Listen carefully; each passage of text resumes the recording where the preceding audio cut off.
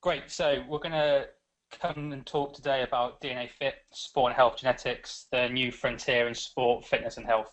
So this is in partnership with DNAFit, who I work for, and Premier Training, who help to run our training programs. So my name's Craig Pickering, and I'll talk a little bit about myself in a minute, which obviously I like to do. But if you've got any questions after this webinar that you haven't thought of whilst we're going on, you can contact me at Twitter or at Craig100meters. And you can follow DNAFit on Twitter at DNAFitHQ. And you can use the hashtag DNAFitCourse to sort of tag any tweets you have. So the format for today is that I'll talk for about 30-35 minutes about fitness and health genetics. As we're going along, if you can think of any questions, just write them down. And then at the end, we'll go through all those sort of questions at the end, really. So hopefully it won't be too boring, but hopefully it'll be very interesting as we're going along, and then any questions at the end. So a little bit about me. I used to be quite a good athlete. That picture there is me running the fastest time in the world, over 60 meters in 2007, which was a long time ago now. As an athlete, I went to 4 World Championships and also Olympic Games, and I won 1 medal at the World Championships in the relay. In 2012, I got injured quite badly and I needed back surgery. I was kept awake for the operation, and the surgeon used a hammer and a metal tube to stick a tube into my back, put a camera down there and cut out my disc. And on the screen now you'll see a photo of what a disc looks like when it's pulled out through a metal tube. So it shouldn't really be red, it should be white. The fact that it's red means that blood vessels have grown into that, which is why I know that back injury had been sort of hampering me for 6, 7, 8 years, causing me a lot of trouble.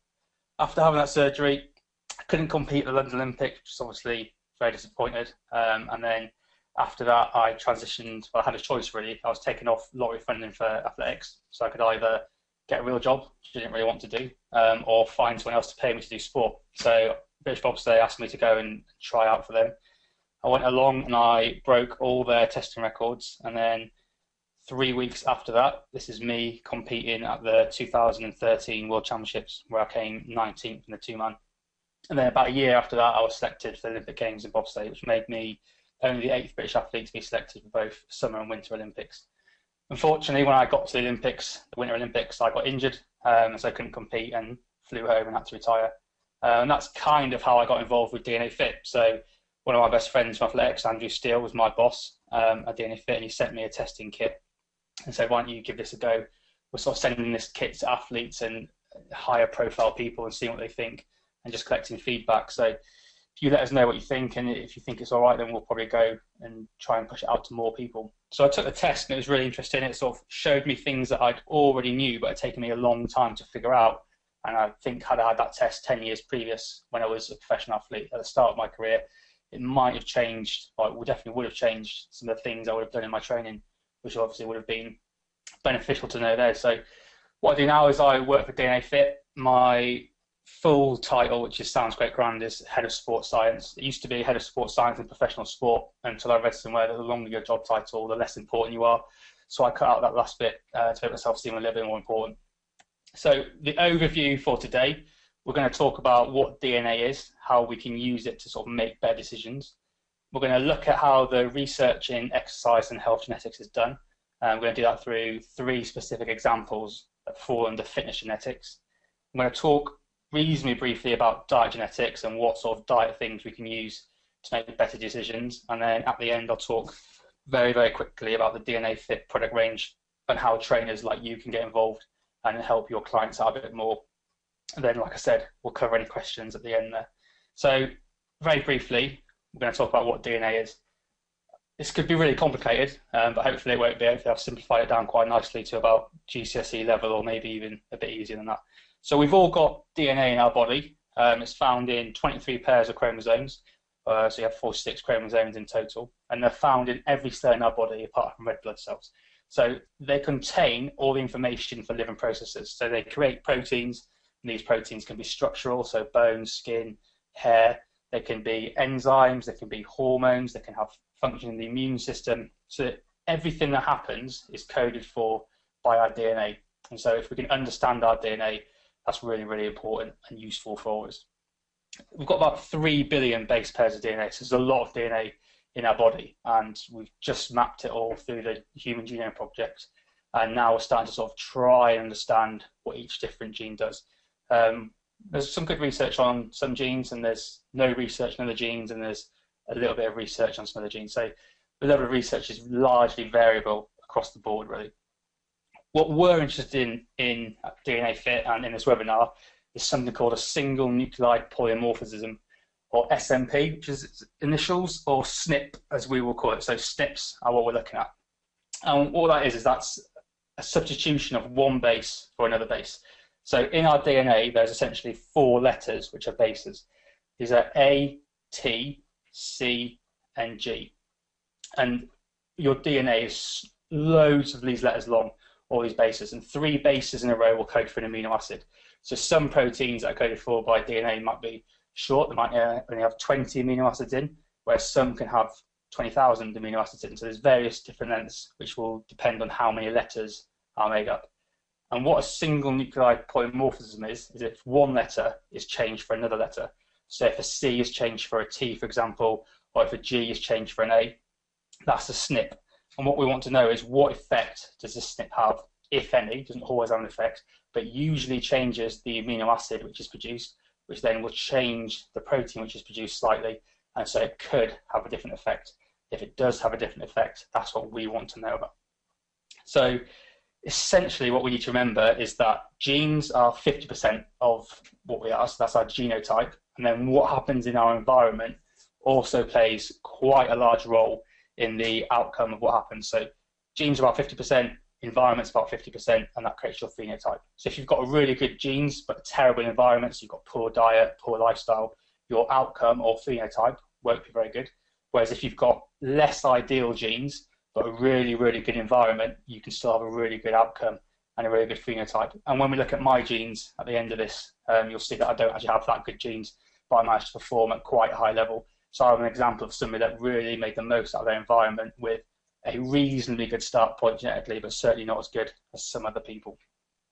So how do we do the science? What we're going to do here is explore how we've identified specific genes, what these genes do, and why it's important to know that. One of the key things DNAFit do, and it's part of my job, is when we identify genes, we have reasonably strict criteria about which genes we accept into our panel, certainly much more strict than other companies. So we want a minimum of 3 peer-reviewed studies done on humans in our to accept a gene into our panel.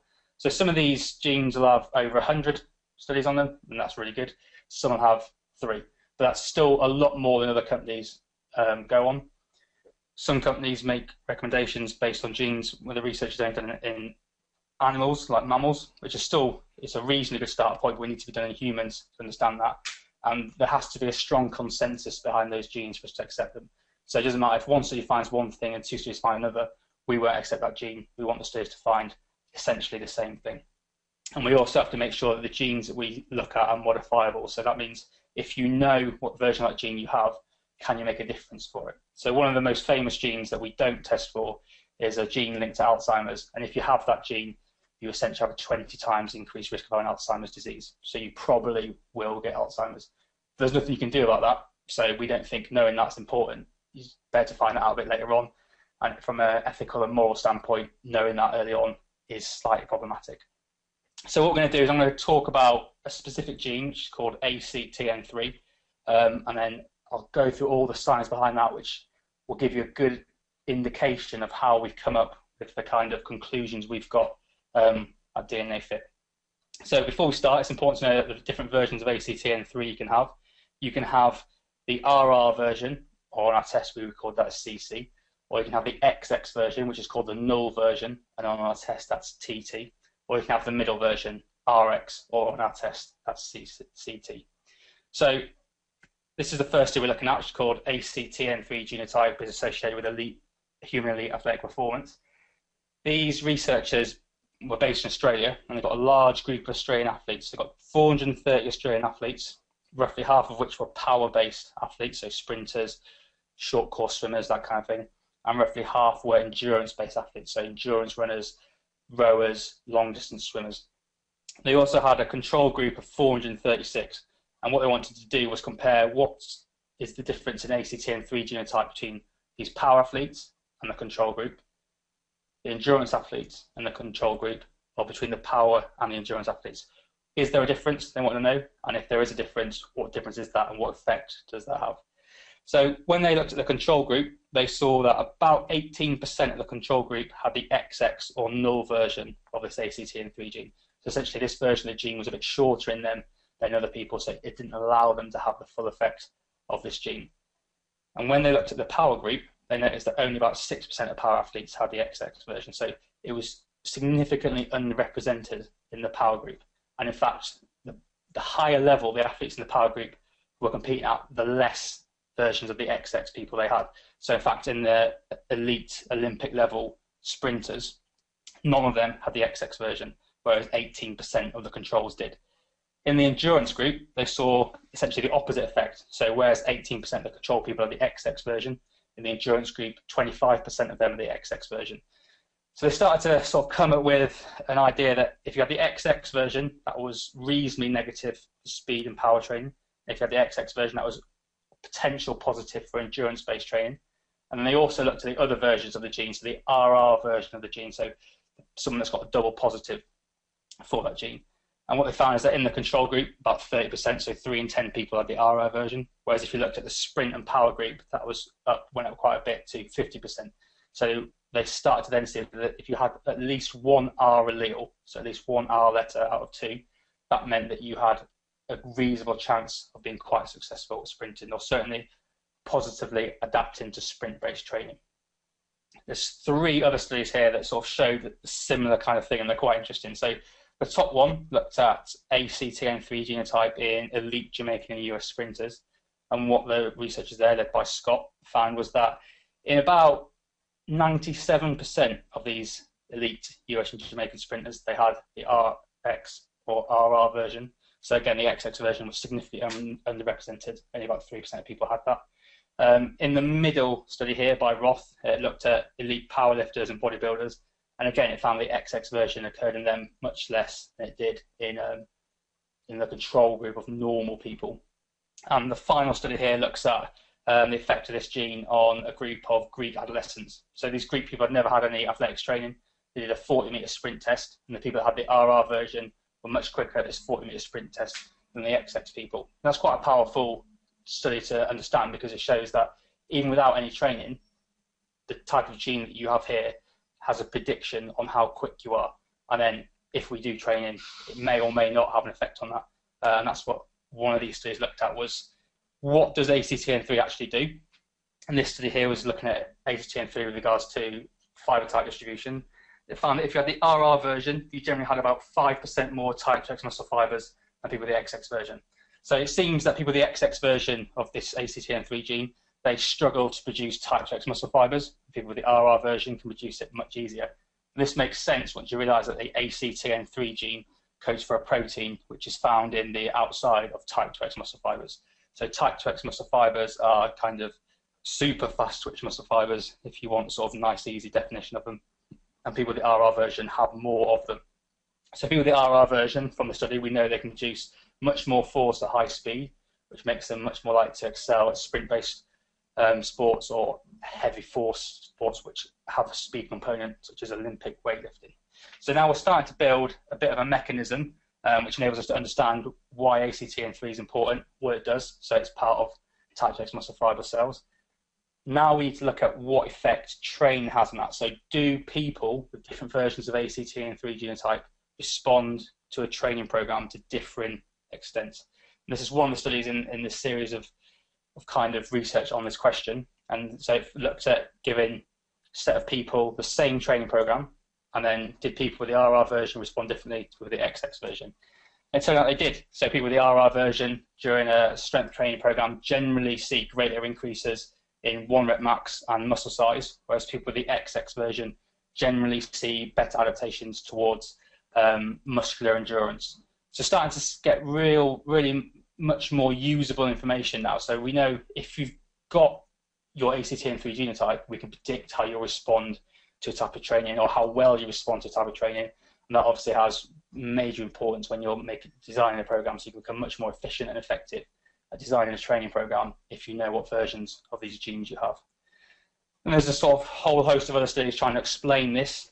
So this one by Amatov, who kind of is, I guess, the godfather of ACTN3 research, has done a lot of stuff on this. He looked at the ACTN3 genotype and what effect it has on testosterone. And what he found was that if you've got the RR version, in both male and females, you generally have more testosterone than people with the RX version. And they, in turn, have more testosterone than people with the XX version. So that explains part of the differences in response to resistance training program. There's another study which looks at mTOR. mTOR is part of the muscle signaling pathway for hypertrophy. So people with the RR version have much higher levels of mTOR activity post-weight training, so they end up with greater amounts of hypertrophy post-training, whereas people with the XX version have lower versions of or lower levels of mTOR post-resistance training, so they generally respond less well, or certainly have less hypertrophy from a resistance training program. They can generally get better improvements in muscular endurance from a weight training program. So this slide generally just kind of provides a little bit of an overview in that. So it shows that research suggests that ACTN3 codes for type 2 muscle fibers, and it's most likely to be beneficial for elite power athletes. And then in the graph there, or the table, generally shows you the populations in which the research has been done. So in the top one, you can see Paralympians. None of them had the XX version, so 100% of those had at least one R allele. Same with the female power athletes. And then as you get to total power athletes, a bit more than the XX, but still less than the controls. The control one's the next one, so you can see that about 18% of those had the XX version. The rest had the RR or RX version. Then as you get into the endurance athletes, so total and female, and then endurance Olympians, the frequency of the XX allele gets more and more. And so the mechanism behind this is probably that if you're an endurance athlete, type 2 muscle fibers aren't really that important to you. They fatigue very quickly, and they generally are quite bulky. So the more of those you have, if you're an endurance athlete, the worse your performance could potentially be, because you're carrying away dead weight, which isn't really helping you.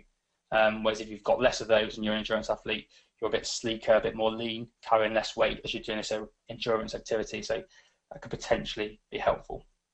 So that's ACTN3. We've seen that if you've got the RR version, you're generally going to respond much better to power-based training because you get much more muscle hypertrophy. And if you've got the XX version, you'll generally respond a bit better to endurance or muscular endurance-based activities, because that's how you respond to that type of training. There's another key gene in our panel, which is the ACE gene, or angiotensin converting enzyme. It plays a role in blood pressure and that kind of thing, and it also has a role in how well you respond to carbohydrates. But in this instance, we're looking purely at how it's useful for sort of training. There's two versions of this gene. You can have the shortened version, which is called deleted form, which we class as D, or you can have the longer version, which is the inserted form, or I. So I for insertion, D for deletion. And what we generally see overall is that people with the I allele, so II or ID, generally respond quite well to endurance-based training. For people with the D allele, so DD or ID, ID being in the middle, so people with the DD version generally respond a bit better to power-based training. And we see that from this study here. So this is a nice review article, looks at 12 years of research on the ACE gene and what effect that has. And so it looks at, for example, one study which had a group of people doing repeated exercise to failure. So it was elbow flexion, so like a bicep curl exercise. And they found that people with the II version generally had great improvements in muscular endurance, whereas people with the DD version got great improvements in power. So in repeated exercises, people with the II version respond really well and they get good muscular endurance. In a study of British Olympians, the frequency of the I allele got greater the further the distance the athletes were running. So if they were sprinters, their frequency was of I was much lower. The athletes were more likely to have the DD version of that gene. If they were middle distance runners, the I allele got a bit more common. Then if they were endurance-based athletes, so more than 3,000 meters, the II version of that gene became more and more common. So basically, the longer they ran, the more likely these athletes were to have the I version of that gene. And those results kind of mirrored in ultra-endurance swimmers, Olympic-level rowers, all those kind of people that need endurance-based activities. They would generally have more of the I allele. So we know the I allele gives some sort of advantage towards endurance exercise, and we know that the D allele gives some sort of advantage towards power-based exercise. There's another gene here with an incredibly long name, which I'm not going to say, but we're going to call it P-para GC1A, just still a really long name. That's about as easy as it gets.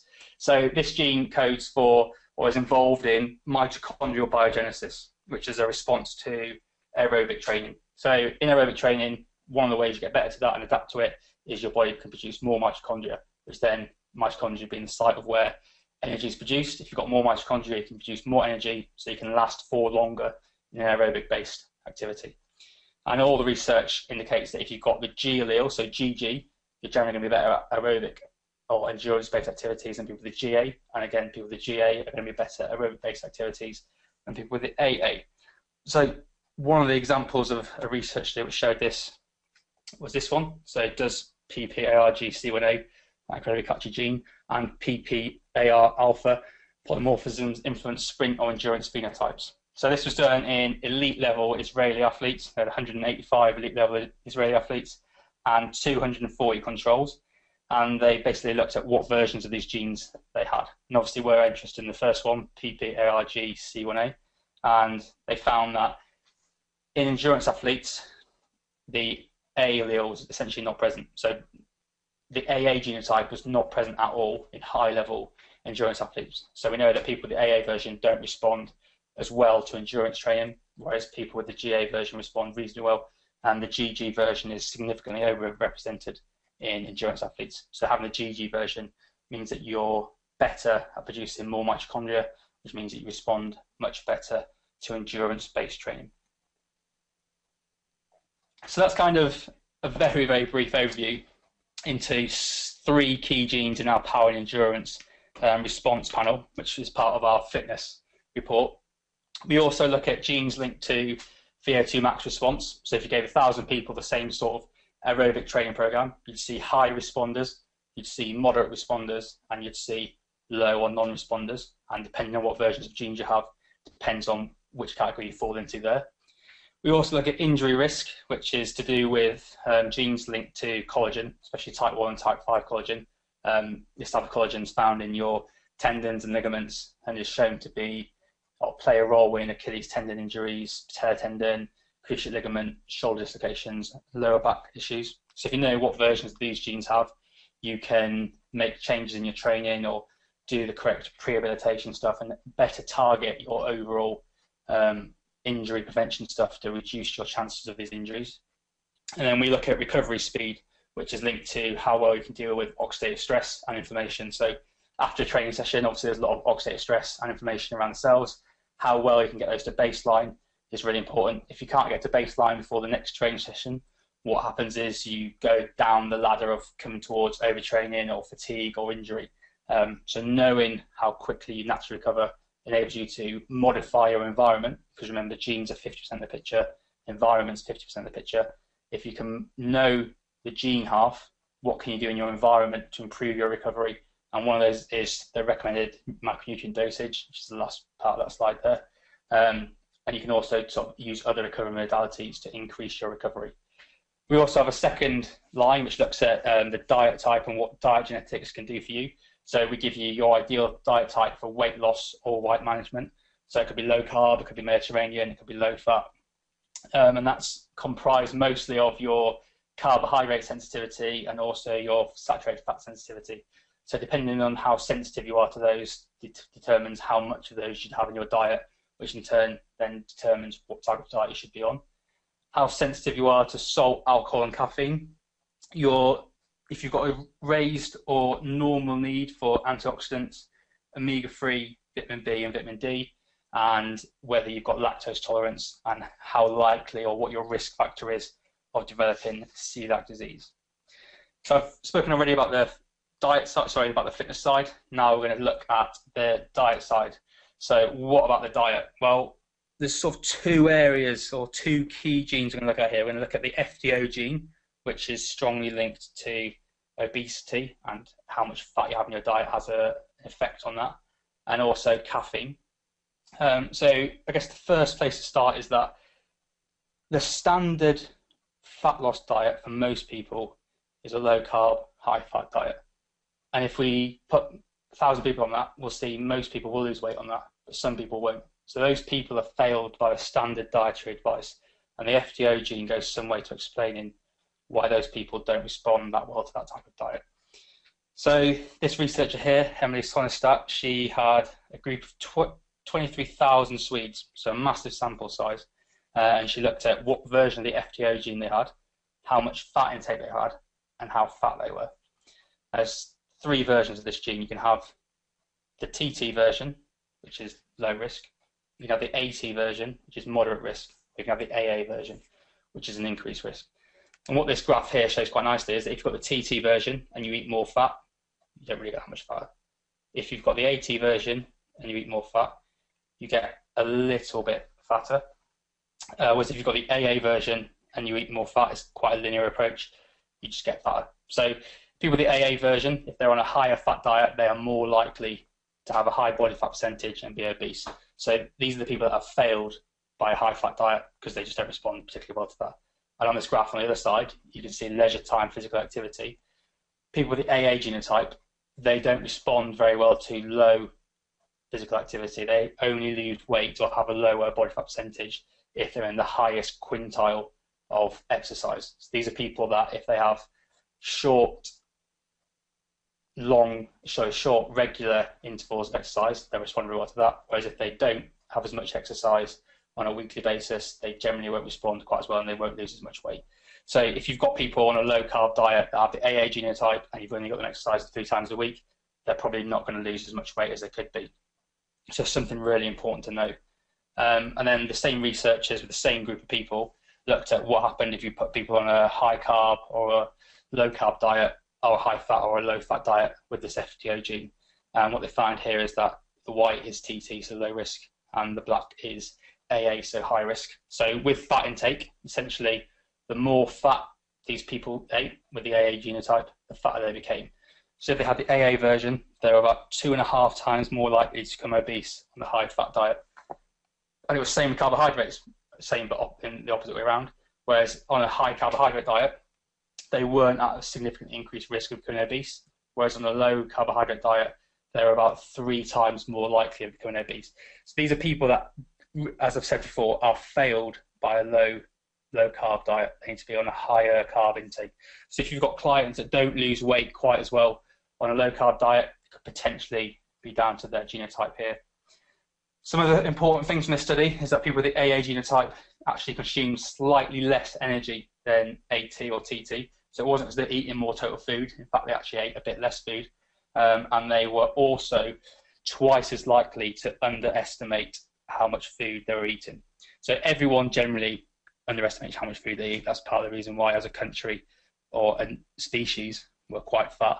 Whereas people with the AA genotype generally underestimate that by twice as much. So a nice indication from this is that these are people who probably should be using apps like MyFitnessPal or food or calorie trackers to understand how much food they're eating, and it'll surprise them how much food they're eating, and that could hopefully make a positive change. So that's the FTO gene. We're going to look at CYP1A2 and its effect on caffeine and your health. So this is a nice study. Spent 10 years in Costa Rica, which I'm sure is a lovely country to spend 10 years doing a study in. They got 2,000 people that had a heart attack and 2,000 people that didn't have a heart attack, and then they had a look at what versions of this gene they had. So what they found was that for everybody, so before you look at what type of gene you have here, the more cups of coffee you have a day, and they used in this study coffee as a caffeine measurement because they removed other sources of caffeine or controlled for that, you essentially see that the more cups of coffee you have per day, the greater your chance of having a heart attack. So if you have 1 cup of coffee a day, your risk factor is normal, that's 1. 2 to 3 cups of coffee a day goes up to about 1.1, and 4 or more cups of coffee a day goes up to 1.3. So slightly increased risk the more coffee or caffeine you have. Obviously, if you have 12 cups of coffee a day, your risk factor is probably a bit higher, but they didn't really measure that high. Then they had a look at what version of this gene you have and what effect that has on you. So what this gene does is it's important in caffeine metabolism. It metabolizes about 95% of all the caffeine in your body. So it's the key enzyme which metabolizes caffeine, really.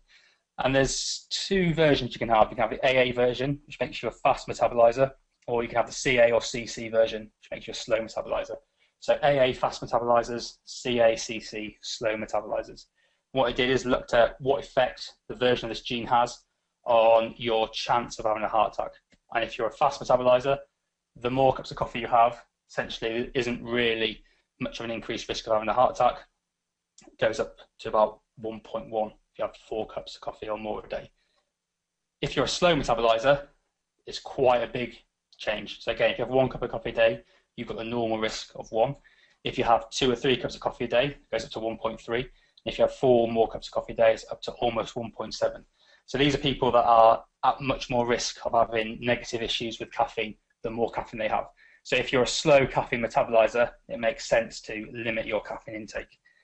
Now, all of this research is generally done on populations that have some sort of health risk, and there's not a lot of this kind of nutrigenetics research done in high-level sports people. But from an anecdotal point of view, I've found that talking to sports people that are slow metabolizers, they generally can't handle as much total caffeine per day or in a dose. And if they have it later in the day, it really does affect their sleep. Whereas fast metabolizers, they can generally handle more total caffeine per day. And if they have it later in the day, it doesn't really affect their sleep. So fast metabolizers can seem to get caffeine out of the system quicker, which means they can have a bit more without any negative effects. So that's the very, again, brief overview in fitness genetics and diet/health genetics. How can knowing this information be useful? Well, hopefully you've seen that a one-size-fits-all approach doesn't work. It fails some people. If you give everyone the same training program, I'm sure you've noticed this in your practice, some people get better, some people don't get better, or they get better to different extents. If you put everyone in the same sort of diet, some people find it easier to stick to that diet, some people find it harder, some people lose more weight, some people lose less weight. And knowing what versions of certain genes that you have can predict that and allow you to make changes. So it reduces a lot of trial and error. So you get much better results in less time or with less effort. So it really could be quite important. And what I'm going to do now is I'm going to show you my power and endurance response. So this is the power and endurance response of two-time Olympian in a power event. And what you can see is that I've got less than 40% power potential. Now you can either take this 2 ways. You can say that this shows that our test doesn't work, or I can explain it and you can understand how it really does enable you to make individualized training. So power endurance response is not how good you are at power endurance, it's how well you respond to that type of training. And it's how well you respond to that type of training within your sporting goals.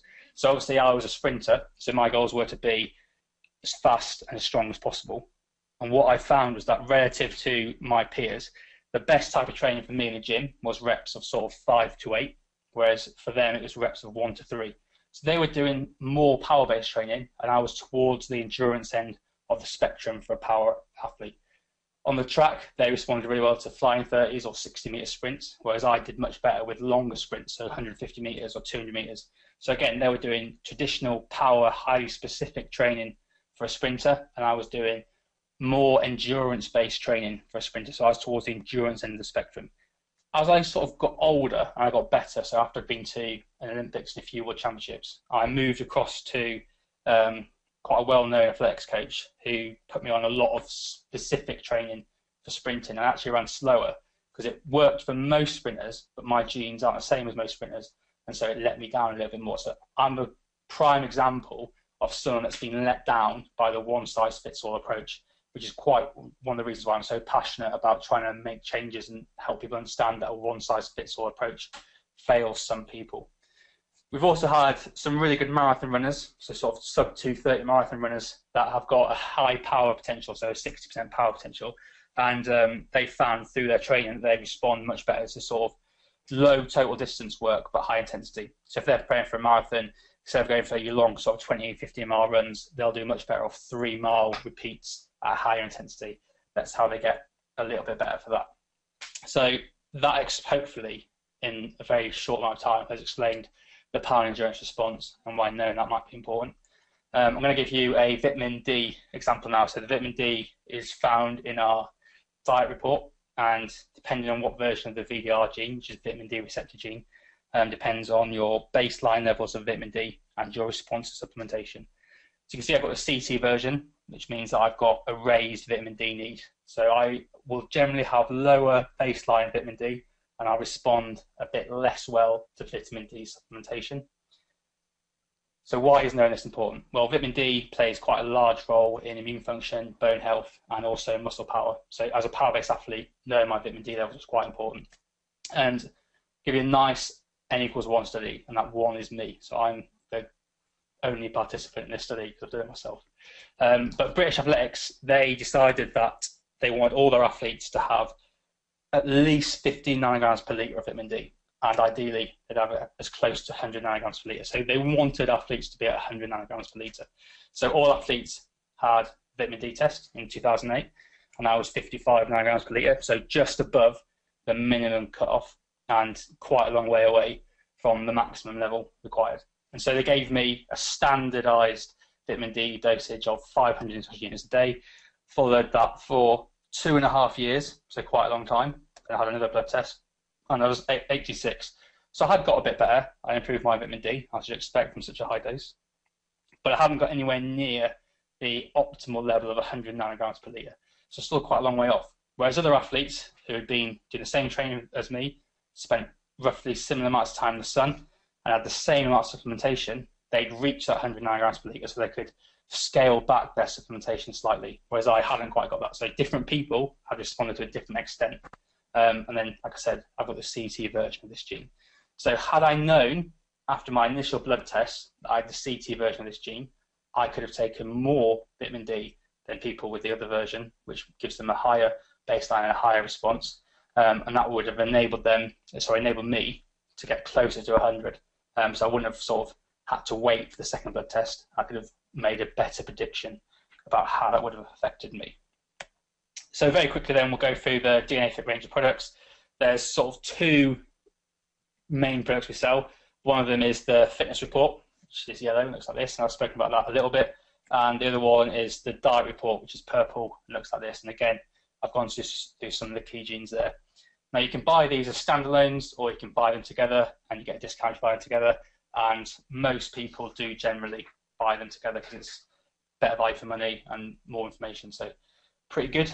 And then finally, which is part of the reason why I'm doing this webinar, is in conjunction with Premier, DNAFit ran a DNAFit certification program. So it's a 2 or 1 day training course, depending on which one you come to, and you end up being DNAFit certified.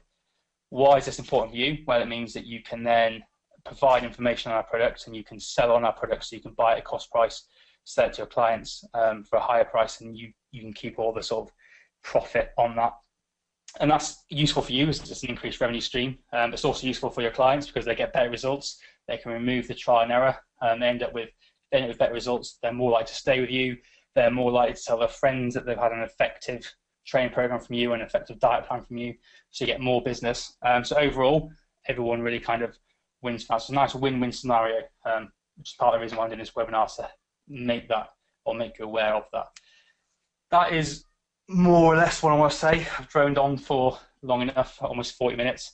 I'm sure you're bored of the sound of my voice now. So if you've got any more questions that we're not going to cover in a minute, or anything you want to come in later on, if you think tomorrow you think of another question, I wish I'd asked that, my email address is craig@dnafit.com, so you can email me and I'll do my best to get back to you, although obviously I'm incredibly busy. And then our website is dnafit.com, so you can go on there and see what tests we do, how much they cost, get a bit more information about those kind of things, and you can contact us by there if required.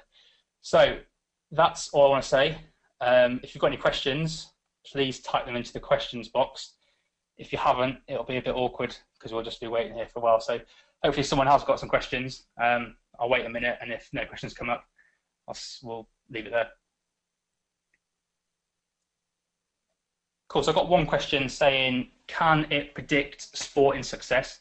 Well, the short answer is no, not really. It's ideally used to enable you to get the most out of your training. So understand what you respond best to and what you respond less well to.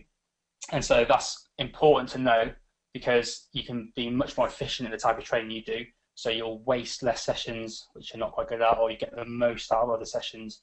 Instead of sort of us giving you advice on you can be a sprinter, you can be a marathon runner, we don't do that because we find there's so many factors that play into that. Most of those are environmental, that it's actually dangerous for us to do that. So if we give you an example of Lionel Messi, if you tested genetics and saw him at 12 years old, say probably won't be a very good footballer because he's so small, probably hasn't got many of the power genes, where it turns out he's one of the best footballers in the world.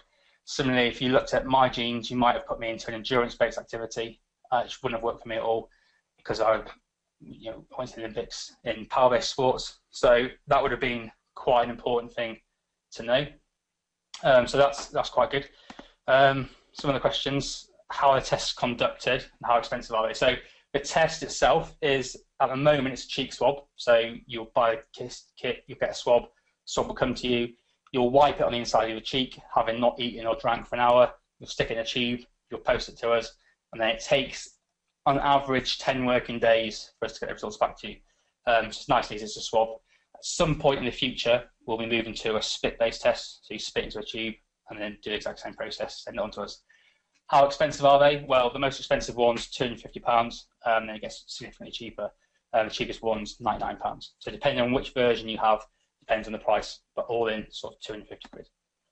So that's how you would DNAFit test your clients as well. So as I said, you'll buy kits from us. So you might order 10, and then you'll have them in your office, and then the client comes in, swipe the inside of their cheek, stick it in a tube, post it to us, get the results in 10 days. So that's kind of that. Cost of the 2 packages, covered that. On the DNAFit cert course, do you get your own DNA tested? You've got the opportunity to get your own DNA tested for a heavily discounted price. I'm not 100% certain how much it costs, but it's certainly a lot cheaper than the website. So if you come on the course, as a matter of course, at the end of the day, we will give you a DNA test, and you'll give your sample then, give it to us, so you save on postage, and then we'll get your reports back to you in about 10 days. Is the kit usable for all races, or is it specific? It's not specific to any race. So depending on what race you are has no effect on this. If you're African, Asian, European, South American, you can do this test and the results are usable for you. Is it possible to get a copy of this presentation? Yep, I will. Well, you've got an email address, so you can email me and I will send you the presentation, or you can email Premier and I'll send this presentation on to them and they will also forward back to you. Do you provide all the gene information along with recommendations in the results? So I didn't have time to go through a full report today, which I wish I did have. Inside the full report, it gives you pretty strong information on what the genes mean. It doesn't give you information on what each individual gene means, but it tells you what the overall picture is. It tells you how likely you are to respond to power-based or endurance-based training, what your VO2 max potential is and what that means, your recovery rate and what that means, your injury risk and what that means. It tells you what it means. It gives you some useful information on it. As trainers, you will also get a sort of guide on what each individual gene means and what it does. If you come on our course, that's mostly what's covered throughout that. So the report itself does give you pretty basic, well, pretty good recommendations, but to get sort of the full understanding, coming on the course is a good idea as well. So you get kind of all that covered quite nicely. Just looking if there's any more questions. So I would like to know if being tired quickly or cravings to food have to do with certain genes. Well, depends what you mean by that, really. So if you get tired quickly, it could mean that you're not a particularly good recoverer. So that would be linked to your recovery speed. So if you were fatigued from training, particularly at the end of the week, then you would know, and you find your slow recovery, you can modify it based on that. For cravings, there is some evidence that the versions of some genes that you have has an effect on which food you generally like or overeat on. So I've just read a study on the ACE gene, and people with the DD version of the ACE gene generally eat a lot more carbohydrates because they crave carbohydrates more. But overall, we just sort of provide people with information about what diet is best for them. And we know from all the literature that people that are put on a genetically matched diet over the course of either 1 year or 3 years, which is how long the studies generally last for, they end up with better outcomes. So that means they lose more weight, or they stick to the diet more, or they're less likely to gain rebound weight. So being on a genetically matched diet is really, really important. And you obviously can't be on a genetically matched diet unless you know what genes you have. So you need to have a genetic test done to be on a genetically matched diet, which gives you overall a really useful and important information. How accurate are they? Well, our tests have 100% accuracy when it comes to actually giving you the version of the gene you have. So if you do our test and our swab, the gene results that we give you will be 100% accurate. So we're not going to make a mistake there. How accurate are they with regards to the information we give? Well, answering the last question, I sort of went through a little bit the research showing you that if you're on a genetically matched diet, you have much better outcomes. There's quite a lot of literature on that. If you come on our course, we go through 2 studies there, and there's just been 2 studies come out very recently looking at people over the course of 1 year or 3 years. If they're on a genetically matched diet, they do much better. So that's a good outcome. On the sporting side, we're very close to publishing our own research, looking at people that are on a genetically matched training program, so power athletes on a power program or endurance athletes on an endurance program, versus athletes on a standard program or mismatched program, so power athletes on an endurance-based program or endurance athletes on a power-based program. Everyone gets better from exercise. That's the good news. But if you're on a genetically matched training program, you generally get twice as much improvement as people on a genetically mismatched training program, and that's on a VO2 max test and also a maximum power test. So you get good improvements across the board. So knowing your information there is quite important, quite useful, and enables you to have or make better training programs for your clients. Do you have human clinical trials? Well, hopefully that question's covered in the last question there. So there's clinical trials, published literature on diet type and all that, and there's a lot, like I said, there's a lot of research on each gene. So we've got at least 3 studies per gene, in some cases over 100. There's a reference list on our website which runs to about 8 pages, so it's pretty long. And if you come on our course, we'll go through some of the clinical studies there. So there's at least, we generally cover at least 1 clinical study per gene, so that you get a nice overview of what each gene does and what it means. So there's a lot of clinical studies for each gene. There's less clinical studies for using a panel like this, but as I've answered in the previous 2 questions, there's good evidence that a genetically matched gene, so a genetically matched diet, increases your chances of success. 2 thumbs up, that's great. And there's emerging studies now that a genetically matched training program also increases your improvements to that exercise training program, which is obviously great news as well. How useful is this service overseas? So it's pretty useful. If you get the package from us and you send it back to us, that's it's dependent on the postal service. It's kind of out of our hands, really. But overall, we very generally lose very few packages, and if a package is lost through the postal service, we will send you another test free of charge. So there's nothing to worry about there. So you will get eventually at some point your results back. It just depends on your postal service and how good or reliable the postal service to and from your country is. Are these tests being currently done in any gyms? Yes, they are. I'm not allowed to tell you who because we're limited by confidentiality, but there's a major gym chain in the UK which is very close to signing a deal with us. My job primarily is working with sports teams, so we work with Premier League sports teams, football teams in Europe, sports teams from the US. We've got numerous Olympic champions who we provide evidence to, and overall the feedback is very good. They all like it, they all use it, they all find it very useful in providing information to use in their training or for the support staff and their monitoring systems.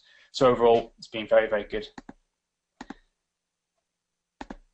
What percentage of people are estimated to not respond to efforts to improve VO2 max?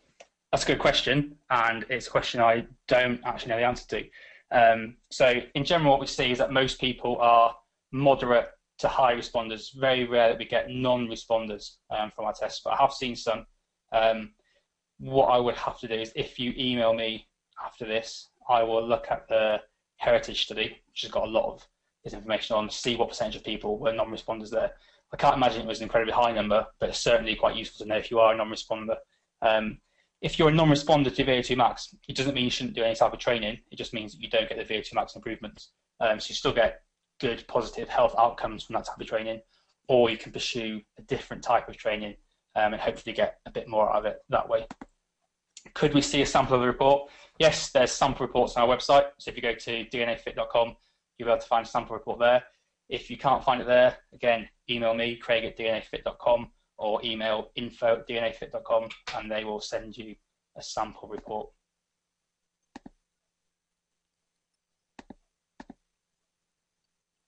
Any courses soon in Manchester? So at the moment, most of the courses are based in London, but we are looking to expand to the north of England and also to other countries. Again, email me for specific details and I'll find someone that knows or pass on to someone that knows, or just follow the website and it'll hopefully explain that. So the Premier website is probably the best place to go there, or the DNAFit website is the second one there. Is this FDA approved? Well, it's currently pending approval. So again, part of my work is trying to get the website and all the information over to the FDA. We haven't launched officially in the US yet. That's coming quite soon. And we're working very closely with the FDA to make sure we are FDA approved. But at the moment, that's still a work in progress. Do you need to repeat the test after a specific period of time? No, your genes are the same the day you're born, and they're the same as they are now, and they're the same the day you die. So one-shot test gives you all the information that you need, which is, again, a big advantage. It's not like a blood test where you need reliable markers over a period of time. It's not like a muscle biopsy. It's not like a VO2 max test, which no one really likes to do because it's hard, and you have to do them reasonably regularly. It's a one-shot test. So one test gives you all the information you need, which is a really, really good advantage of that kind of test. Will the diet report tell the person exactly the amount of nutrient they need as per their genotype? The diet report will give you a guideline on the type of nutrient or how much that nutrient you need without knowing your environment, and that's an important thing. So if I'm a professional sports person and I train 5 hours a day, 6 days a week, my DNAFit test won't pick that up because my genes will be the same. But I'll know from my environment that I will have an increased need for certain micronutrients, and in fact, probably all micronutrients. So I'll know that I have to increase the recommendation based upon that. What the report does do is it tells you from a genetic point of view if you have a normal or raised need. So for some of these genes, that the raised need will be higher than the recommended daily allowance. And for some of them, it'll be just if you've got a normal need, that's a normal recommended daily allowance. So again, we're seeing that the recommended daily allowance is insufficient for some people to have good health. So if you don't have a recommended daily allowance if you do have a recommended daily allowance of certain nutrients, but you've got a version of the gene which makes you more at risk, you will eventually be an increased risk factor for developing some sort of disease. And that's dependent on what type of gene we're looking at here. But overall, it gives you very good information about whether you need to increase or just have the same amount of nutrient in your diet. But it doesn't give you a specific number. It gives you a guideline number. Do you have an online course? At the moment, no. But again, that's something we're looking to launch quite soon. Will this webinar be up for rewatching via Premiere? I don't know. I don't answer that question, unfortunately. That's someone from Premiere will hopefully sort that out. But again, you've got my email address, so just send me an email and then I will forward it on to the relevant person at Premiere and they'll get back to you with a yes or a no, I guess. How are the macronutrient percentages derived for genetic testing? So let's look at one specific example, and that'll be the MTHFR gene. So all studies will be looking at what version of this MTHFR gene do you have, and does the version of this gene determine how much you need? So let's put people broadly into two categories, CC or TT. If you've got the CC version of MTHFR gene, and we see that your plasma homocysteine level stays reasonably constant, the more folate you have. Whereas we know that people with the TT version of the MTHFR gene, if they just have the recommended daily allowance of folate, so 400 micrograms, they will have an increase in homocysteine over time. Whereas if they increase that to 800 per day, twice the recommended daily allowance, they bring the homocysteine down to the levels of CC on the recommended daily allowance. So that's a specific example of how we've come up with these sort of percentages. And it'd be the same with other things. So another gene we look at is SOD2. So we can see that from one study that I can remember, looks at the risk of developing aggressive prostate cancer and your levels of antioxidants in your plasma. So people with a low plasma antioxidant level and the specific version of this gene had a much higher increased risk of developing aggressive prostate cancer, whereas if they had more antioxidants, they significantly reduced that risk. So depending on what version of that gene you had, how much antioxidants you had in your diet determined your risk of developing aggressive prostate cancer. And from all that research, and there'll be a multitude of studies that we'll look at there, we'll get a decent guideline on how much of a certain substance you should have. So for example, with saturated fat, we know that if people have more than 22 grams of saturated fat a day and they have the CC genotype of APOA2, they are significantly more likely to become obese. So we keep them, our recommendation would be to have less than 22 grams of saturated fat a day. So that's kind of how we've come up with a lot of that information. Indian doctors and dietitians need white papers to recommend genetic products. How do you convince them? Well, we generally show them the white papers. So we've got some white papers. For myself, we've got a lot. We've got, like I said, we've got a peer review study coming out quite soon. There's a lot of peer review studies for every gene. So, like I said before, there's a minimum of 3 studies per gene. Some of them have got loads more. There's studies looking at the combined effect of a gene panel and what effect that has on your diet or your exercise. So overall, there's a lot of research, and if we show people that research, we generally manage to sort of change their mind about things because they see how effective it can be. Okay, so how relevant would you say this is for a normal middle-aged fat loss client? Well, it's all very relevant. So your genes, understanding your genes is really important because that has a different outcome. Now, most people sort of go through life and they get a bit ill and they get a bit better and they get a bit ill and they get a bit better and they start to notice certain patterns of certain things. What we're saying is you can remove all that trial and error. So if you get a client come to you for fat loss, you would generally put them on a low-carb, high-fat diet. And then that'll work for most people. And for the people it doesn't work, you put them on another type of diet. And then that'll work for a bit more. And then for people it hasn't worked for, you put them on another type of diet. And eventually someone will find a diet that works for them. So there's a lot of trial and error involved. What we're saying is if you test someone's genes, you'll find out straight away what type of diet works for them. So you don't need to have the trial and error. So instead of clients maybe spending a year or 2 years finding the type of diet that works for them, get it straight away. And they're more likely to stick to their diet because they know what genes they have, which is hardwired to them. So it makes it, they know that diet works for them. It gives them more ownership of that diet. So because they know the diet works for them, they're more likely to follow it. And the end result is that they have better adherence to the diet, which means that they generally then have better results in terms of fat loss and that kind of thing. So it's really, really, well, I think it's quite important to understand because, like I said, the one-size-fits-all approach kind of fails a lot of people, whereas that works quite nicely for them. Following a high-fat and low-carb diet without having any side effects. Won't have any side effects per se. Either will have in a high-fat and low-carb diet. It just won't work for some people. So some people will get fatter on a low-carb, high-fat diet, depending on what version of that gene they have, or are at an increased risk of becoming fatter on that type of diet. Same as some people are increased risk of becoming fatter on a high-carb, low-fat diet. It's just how likely you are to do that, depending on that kind of thing. So there's no sort of negative side effects apart from obesity, which is a side effect I don't really want, and most people don't really want because it's then linked to other diseases.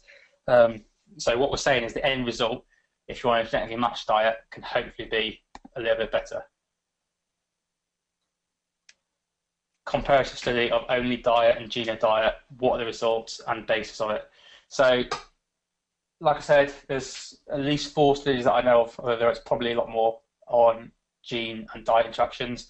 One of them is called the Athens Weight Management Study. So they had people that had a history of not being able to lose weight on a standard weight loss diet. They had half of them had a genetic test done and were put on a genetically matched diet. Half of them didn't have a genetic test done. They were just put on the standard diet. Over a 365-day period, so over 1 year, everyone lost weight in the first 100 days. And then the mismatched diet, or people that hadn't had a genetic test done, then sort of rebounded and started to put on weight. Whereas people in the genetically matched diet group stayed on the diet much longer.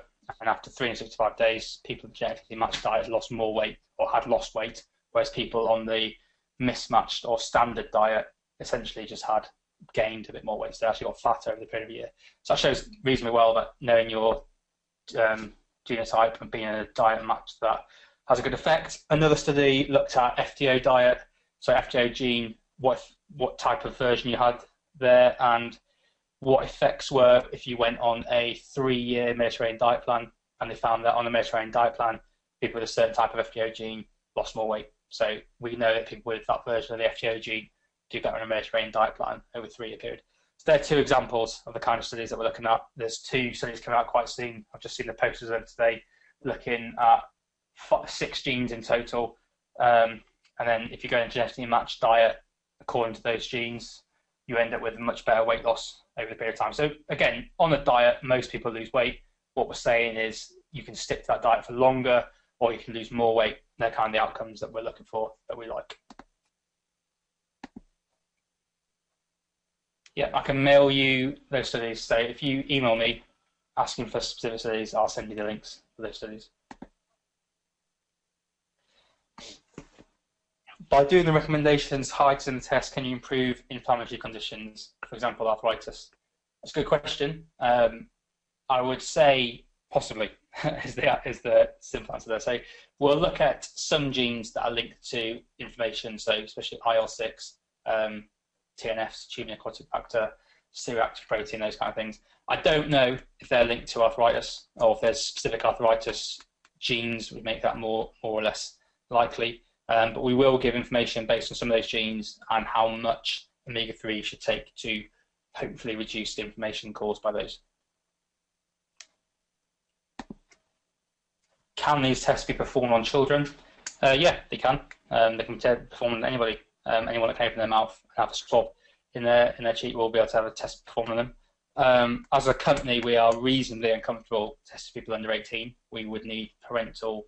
Can't remember the word of it. The parents would have to say that they're okay with that and sign a disclaimer with that, and then we'd have to make sure as a company that we'd take on a case-by-case basis. So if we felt comfortable enough that the parents and the children were not using it for talent ID and were using it for the right reasons and were mature enough to and understanding enough to have a good understanding of the results, we'd be fine to sell the kit. I mean, at the end of the day, if you buy a test from us, when reasonably powerless to know who's having that test.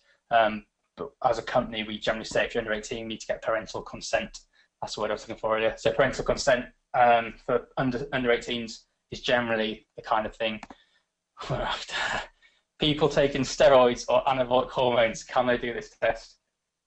Yeah, like anyone can take the test. So if you can open your mouth and put a swab in, you can take the test. Now, so there's no genes which can show us if you're taking anabolic or steroids or not. That's just an environmental factor. So we won't know if you're taking anabolic steroids, so we won't report you to anybody. There's nothing like that. Hopefully you're not taking anabolic steroids because, well, unless it's for a medical condition, then it's cheating. But overall, if you've taken anabolic steroids, yeah, it's fine to take the test. Can pregnant ladies or cancer patients undergo these tests? Yep. Anyone can take the test, so as long as they can open their mouth, put a swab in, that's fine.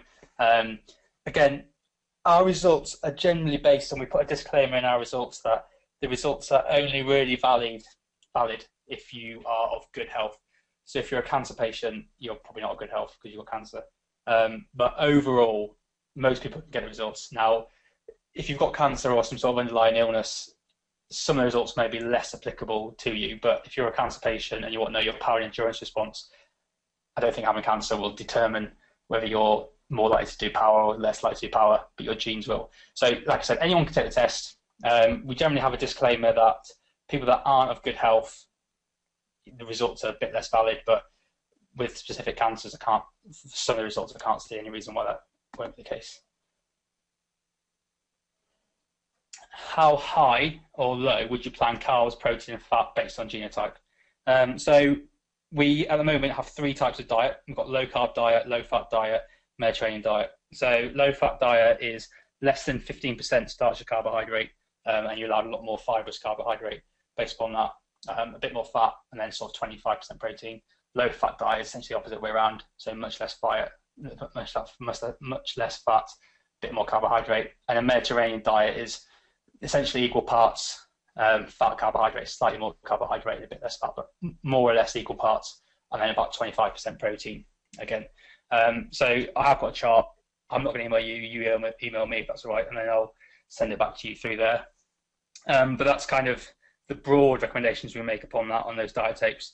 And then what we want is that you as a practitioner, and then you, when you know your clients or your own environment, you can make small changes within that. So for example, let's say right now I'm not a professional athlete, I'm just a normal person. I should be on a low carb diet plan.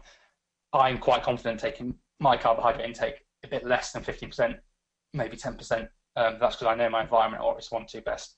But DNAFit only make all those recommendations based on your genes and all the research done upon that.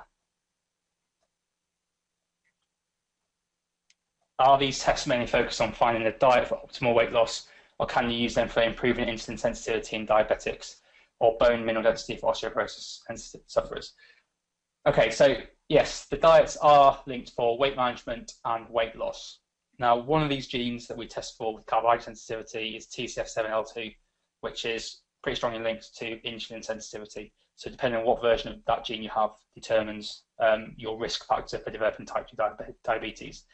If you have already got type 2 diabetes or you have type 1 diabetes, the disclaimer at the start of our report would sort of selectively pull you out of these results because you've got an underlying issue here, which makes these, when you're not in good health, and all our reports and advice are based on people that are in good health. It doesn't mean that you can't have a test done and yourself interpret those results, but as a company, we don't provide, or we would disclaim that the results were not necessarily valid to you. So we're not picking, there's more than one gene linked to type 2 diabetes, there's a whole host. We're looking specifically at TCF7L2 as an insulin sensitivity gene there. So it's probably not quite what you're looking at, not quite what you're after. For bone mineral density, again, the answer is maybe. So we look at some genes linked to bone mineral density, especially the vitamin D receptor gene, which has been shown. So in postmenopausal women that have high caffeine intakes, they have much lower bone mineral density if they've got a certain version of this gene. So knowing the version of this gene that you have can enable you to manipulate your environment by reducing your caffeine intake or increasing your vitamin D or calcium intake to offset that. But we're not looking at just sort of, we don't have a bone mineral density sort of panel of genes. We have genes that incidental findings might be increases or reduction in bone mineral density. At some point in the future, there will be more genes in our panel looking at bone mineral density, but right now there isn't. Our results sent to the personal trainer or direct to client or both. That's up to the client really. So the client owns their results. So if they are happy for you to get the results, they get sent to you. If they want the results, they get sent to them. If they get the results and want you to see them, they can show you them. What it is your results come through an online portal. So when you sign up, you'll give us your email address. We'll send you a link to an online portal. You'll sign up via there. You'll put in a password, or your client will put in a password. If they want or happy with you to have that password as well, then both of you get access to that portal. And then the results are posted in there in PDF format and also web-based format. So if you've got access to the portal, you can download PDFs and you can see the results. So it's essentially up to your client whether they want you to have access to that or not. Like I said, the client owns their data and their DNA. How happy they are to share it with you is up to them, really.